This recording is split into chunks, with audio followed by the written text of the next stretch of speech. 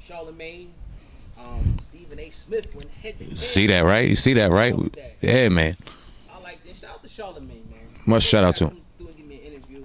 One day, Charlemagne. But it is what it is. Salute to what you're doing. You know what I mean? What do you think about the exchange, man? It was powerful, wasn't it? I could dig it, man. I think we needed more powerful exchanges like that on networks like that. Shout out to Charlemagne, Black Privilege. His book out now. I plan on grabbing that book real soon and telling y'all what I think about that, man. Shout out to the brother. He's doing real big things. I look forward to seeing Stephen A. on the Breakfast Club on his side so that he can go back and, you know what I mean, hit him with some questions, and Stephen A. can answer some of the questions we out here asking him, you know what I mean?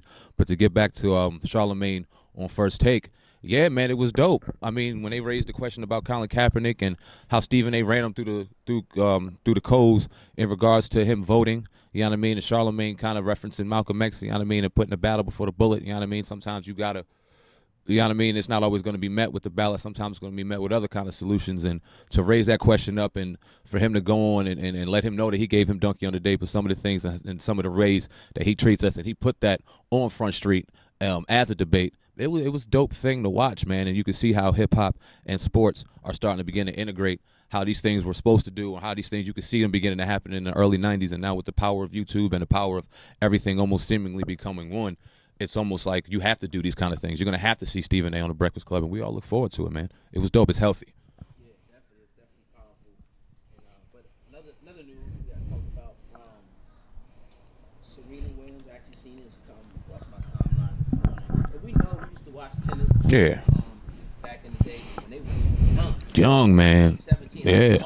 We was kids, bro. Yeah, man. Yeah, word up. And we even seen then there was instances of, people throwing bananas, making reference to Venus and Serena Williams, tennis players. Right. You know what I mean? We know she chose to have a baby with a white guy, which is her prerogative. To each his own. To each his own. To each his own. You know what I mean?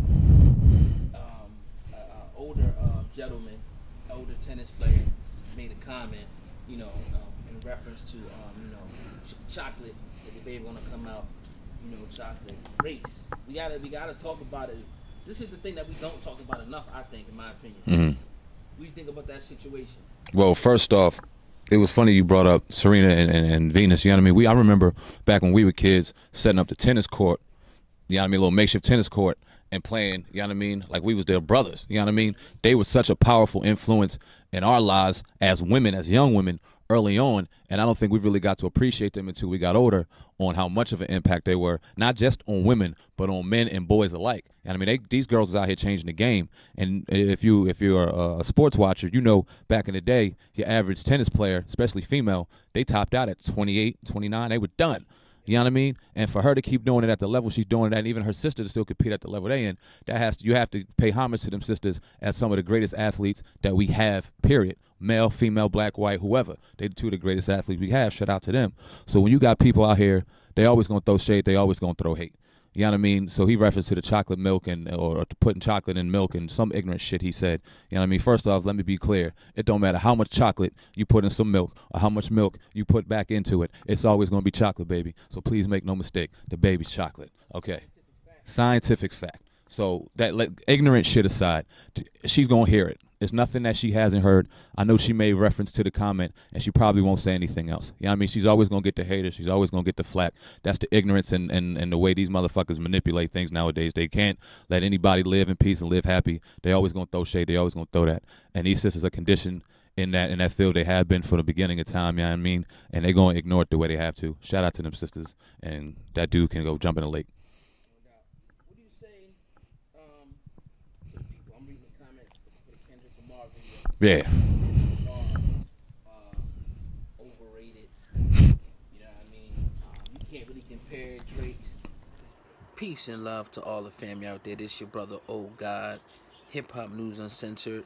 Make sure you share, subscribe, comment, and like. But most importantly, if you can venture with me right now to the description box of this actual video, actually while I'm talking, and subscribe to our new channel right now, right in the description, in the Black Sports Media and Hip Hop News Reloaded. Both channels are located right in the description box. Hit that button. Also make sure you hit the little bell to make sure you get the notifications as soon as our video drops.